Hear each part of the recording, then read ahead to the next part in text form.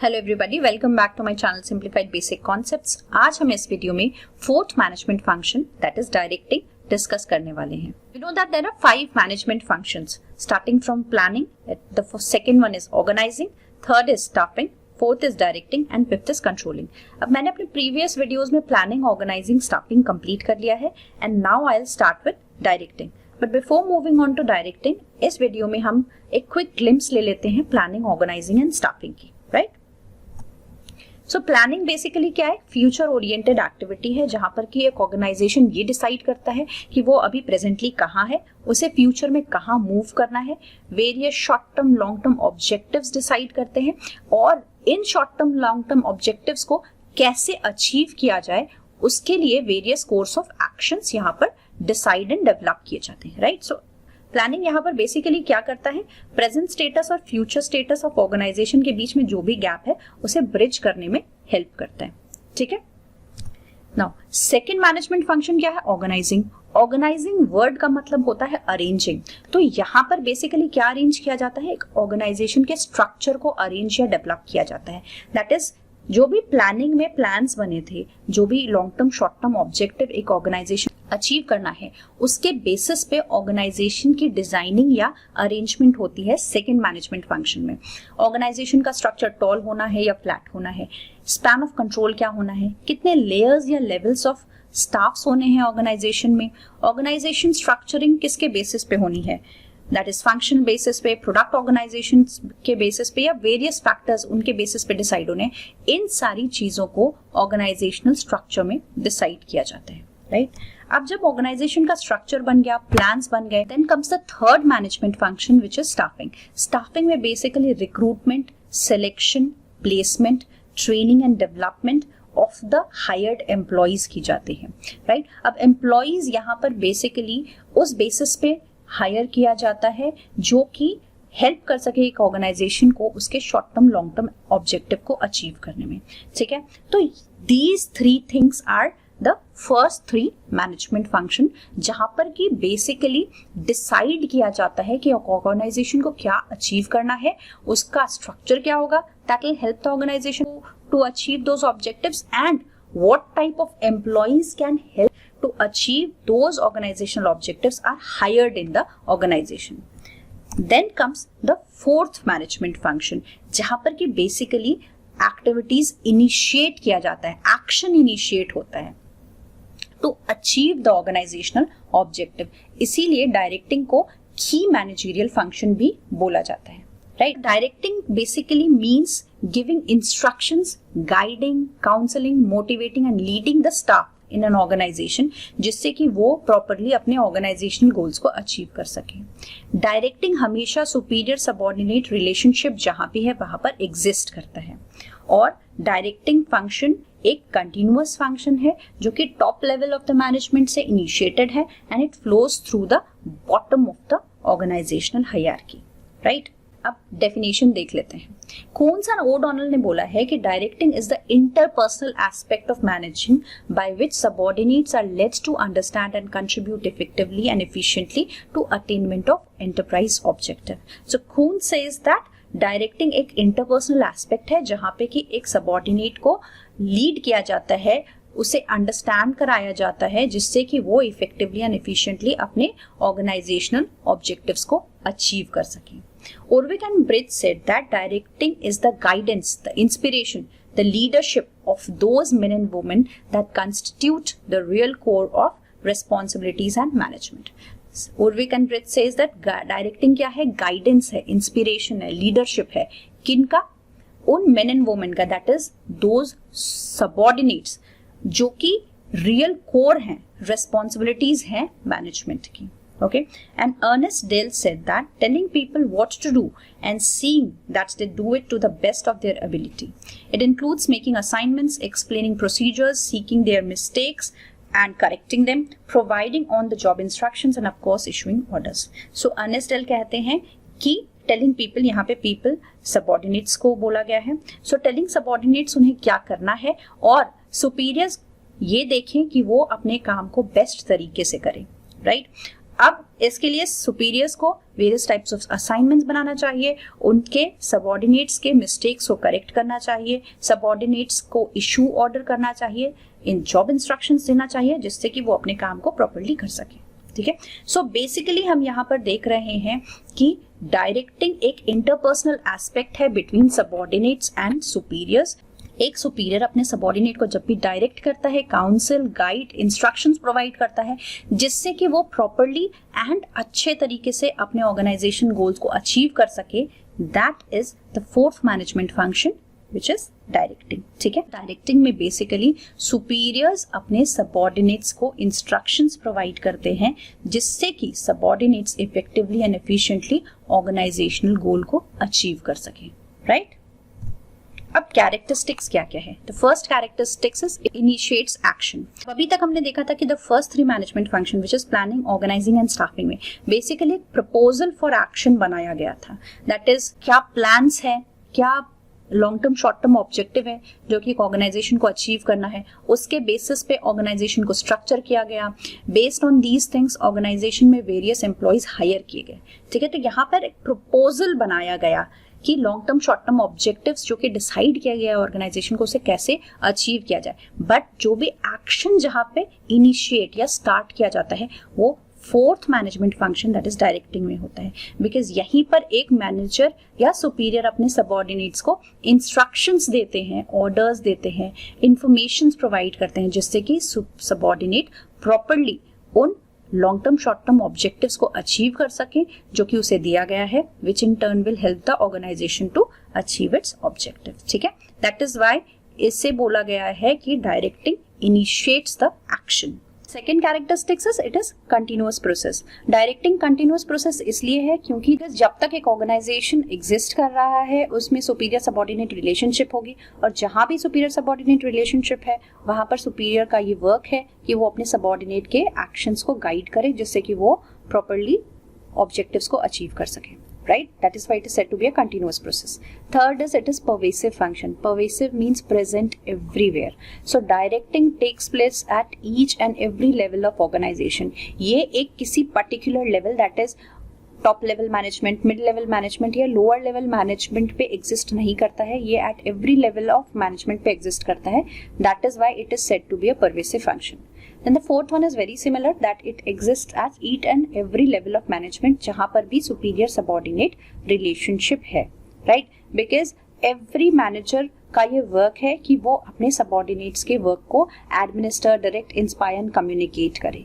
इसलिए जहां पर भी एक सुपीरियर सबऑर्डिनेट रिलेशनशिप एग्जिस्ट कर रहा है वहां पर डायरेक्टिंग फंक्शन एग्जिस्ट करेगा। Then it is said to be a human factor. ये human factor इसलिए है because directing function directly human behavior के study को involve करता है। Because directing एक interpersonal and intergroup relationship है, और जहाँ पर भी human factor involved है वो काफी complex behavior होता है, इसलिए directing एक important function है। तो जहां पर भी एक सुपीरियर सबऑर्डिनेट के एक्शंस को गाइड कर रहा है जिससे कि वो प्रॉपर्ली अपने ऑर्गेनाइजेशन गोल्स को अचीव कर सके, वहां पर straight away interpersonal and intergroup relationship आ जा रहा है। सो यहाँ पर ह्यूमन फैक्टर की बहुत ज्यादा इंपॉर्टेंस है। That is why it is said that directing function काफी इंपॉर्टेंट है बिकॉज यहाँ पर बहुत ज्यादा ह्यूमन फैक्टर इन्वॉल्व है। Then the next characteristics is it is performance oriented. देखो, बेसिक मोटिव ऑफ डायरेक्टिंग ये है कि एक सबऑर्डिनेट अपने वर्क को अच्छे तरीके से करे, अपने वर्क को इफिशिएंटली एंड इफेक्टिवली परफॉर्म करे। That is why directing function को परफॉर्मेंस ओरिएंटेड बोला गया है। ठीक है, then the last one is directing flows from top to bottom. Directing flows from top to bottom मतलब डायरेक्टिंग फंक्शंस जो है वो हमेशा top management that is superior अपने सबऑर्डिनेट्स को देगा।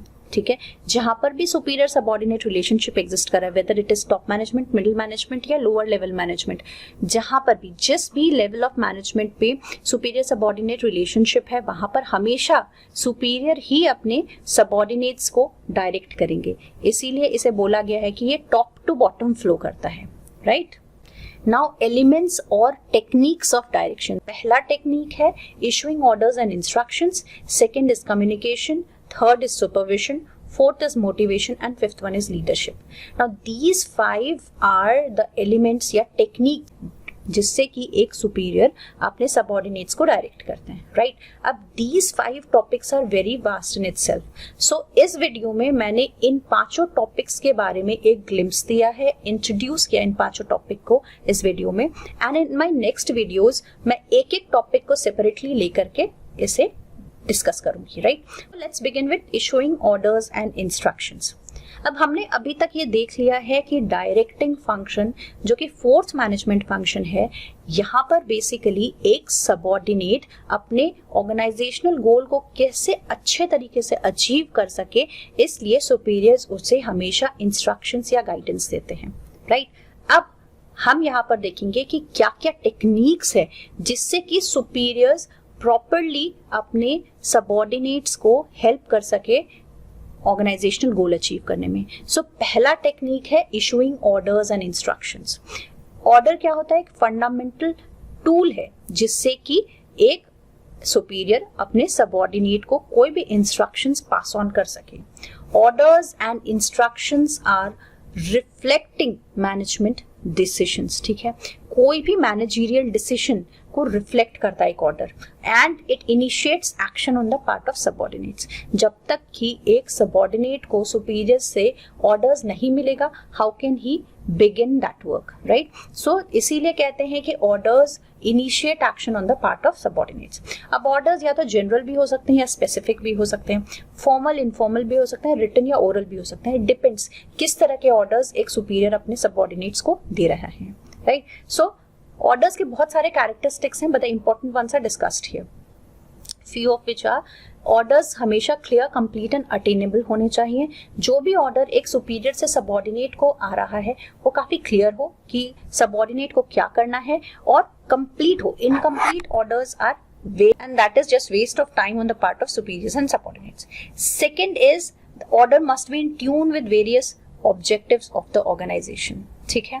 जो भी ऑर्गेनाइजेशनल ऑब्जेक्टिव से रिलेटेड ऑर्डर्स सुपीरियर से सबऑर्डिनेट को आ रहे हैं, that will help the subordinate to achieve its organisational goals and objectives. But जो भी ऑर्गेनाइजेशनल गोल्स से रिलेटेड ऑर्डर्स नहीं है, that is all irrelevant for both superiors and subordinates. ठीक है? Third is all the orders should follow the chain of command. This is very important. And the fourth one is long distance orders में face to face suggestions are preferable. ठीक है? तो these were few characteristics. So हमने यहाँ पर देखा कि the first technique जिससे कि एक सुपीरियर अपने सबऑर्डिनेट को प्रॉपरली डायरेक्ट कर सके वो है ऑर्डर्स.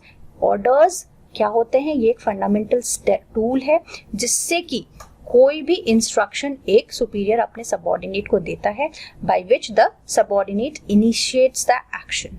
ठीक है? Now the second technique is communication.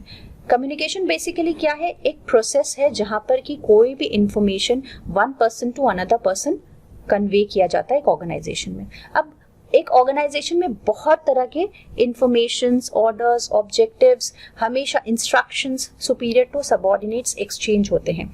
But जब भी इन चीजों को प्रॉपरली कम्युनिकेट या पास ऑन नहीं किया जाता है from superiors to subordinates, then उसका पर्पस फेल हो जाता है. दैट इज व्हाई डायरेक्टिंग हमेशा डिपेंड करता है कि कम्युनिकेशन कितना इफेक्टिव है. इफेक्टिव मतलब कितने अच्छे तरीके से जो भी ऑर्डर्स या इंफॉर्मेशंस है उससे सुपीरियर्स अपने सबऑर्डिनेट्स को समझा सके. अगर कम्युनिकेशन इफेक्टिव नहीं है, then the whole purpose of directing will fail. Because अगर एक सुपीरियर चाह रहा है कि वो कोई इंस्ट्रक्शंस या इंफॉर्मेशन अपने सबऑर्डिनेट्स को दे जिससे कि सबऑर्डिनेट अच्छे तरीके से अपने काम को कर सके, बट सुपीरियर्स अपने कम्युनिकेशन को प्रॉपर नहीं कर रहा है, कम्युनिकेट प्रॉपरली नहीं कर रहा है अपनी बात को सबऑर्डिनेट को, तो सबऑर्डिनेट उसकी बातों को प्रॉपरली समझेगा नहीं, उसके आइडियाज ऑर्डर्स को अच्छे तरीके से समझेगा नहीं. अगर अच्छे तरीके से वो समझेगा नहीं, then obviously it will not follow it properly, और अल्टीमेटली क्या होगा कि सबऑर्डिनेट ऑर्गेनाइजेशनल गोल को प्रॉपरली, इफेक्टिवली, एफिशिएंटली अचीव नहीं कर पाएगा. Right? That is why it is said that communication जो कि सेकंड टेक्निक है डायरेक्शन की, अगर वो प्रॉपरली एंड इफेक्टिवली नहीं इम्प्लीमेंट किया जाए by the superiors, then superiors का सारा purpose of direction to its subordinate will fail. Right? Then the third technique is supervision. Supervision में क्या होता है? Face to face interaction between the superiors and subordinates. Here monitoring of the progress of routine work of subordinate is done. So यहाँ पर basically एक superior अपने subordinate के routine work के progress को monitor करता है. Right? It is at every level of management for putting the managerial plans and policies into action. जहाँ पर भी managerial policies and plans को action में लाने की बात आती है, हर एक level of management पर supervision रहता है. That is, हर एक level of management पर एक superior अपने subordinate के routine वर्क को मॉनिटर करता है. Right. So supervision basically sort of control है जहां पर कि सुपीरियर अपने सबऑर्डिनेट्स के वर्क को क्लोजली गाइड करता है, मॉनिटर करता है एंड देखता है कि वो करेक्टली अपने वर्क को परफॉर्म कर रहा है कि नहीं. एंड इफ वो करेक्टली अपने वर्क को परफॉर्म नहीं कर रहा है देन उसे प्रॉपर गाइडेंस देता है जिससे कि वो अपने वर्क को करेक्टली परफॉर्म करे एंड ऑर्गेनाइजेशनल ऑब्जेक्टिव अचीव कर सके. Right. So supervision involves direct personal contact with the subordinates. ठीक है, यहाँ पर डायरेक्ट पर्सनल कॉन्टैक्ट होता है सुपीरियर्स का अपने सबऑर्डिनेट से. Supervision converts plans into action. Thus supervision is considered as an essential step in the process of directing. तो सुपरविजन में क्या होता है कि एक सुपीरियर अपने सबऑर्डिनेट्स के वर्क को बहुत क्लोजली मॉनिटर करता है, उसे गाइड करता है जिससे कि वो प्रॉपर्ली अपने वर्क को करे और ऑर्गेनाइजेशनल ऑब्जेक्टिव को अचीव कर सके. सुपरविजन बहुत ही एसेंशियल स्टेप क्यों हो जाता है डायरेक्टिंग के लिए? बिकॉज यहाँ पे जो भी प्लान्स बने, remember first managerial function was planning, तो जो भी प्लान्स वहां पर बेसिकली बने हैं उसे एक्शंस में डायरेक्टली कन्वर्ट किया जाता है. Right. So supervision is an essential step because जब भी प्लान्स को एक्शन में कन्वर्ट करना होता है तो उसके लिए सबऑर्डिनेट्स को काम करना पड़ता है और जहां पर सबऑर्डिनेट्स काम कर रहे हैं वहां पर सुपीरियर्स की गाइडेंस बहुत जरूरी हो जाती है. और ये गाइडेंस जब एक क्लोज मॉनिटरिंग के फॉर्म में होता है तो उसे सुपरविजन कहते हैं. Right. Then comes motivating subordinate. ये एक बहुत इंपॉर्टेंट एलिमेंट है डायरेक्टिंग फंक्शन का. अब मोटिवेशन क्या होता है? Motivation is basically an impulse, एक ड्राइविंग फोर्स या रीजन जिससे कि कोई भी अपने वर्क को इफेक्टिवली एंड एफिशिएंटली करे. एक रीजन जो कि काम करने के लिए रिक्वायर्ड होता है, दैट इज मोटिवेशन. अब सिर्फ ऑर्डर्स इशू कर देने से सबऑर्डिनेट्स को एक सुपीरियर का काम खत्म नहीं हो जाता है. सुपीरियर को ये मेक श्योर करना होता है कि वो जो भी ऑर्डर्स, इंस्ट्रक्शंस अपने सबऑर्डिनेट को दे रहे हैं, सबऑर्डिनेट उसे फॉलो करे.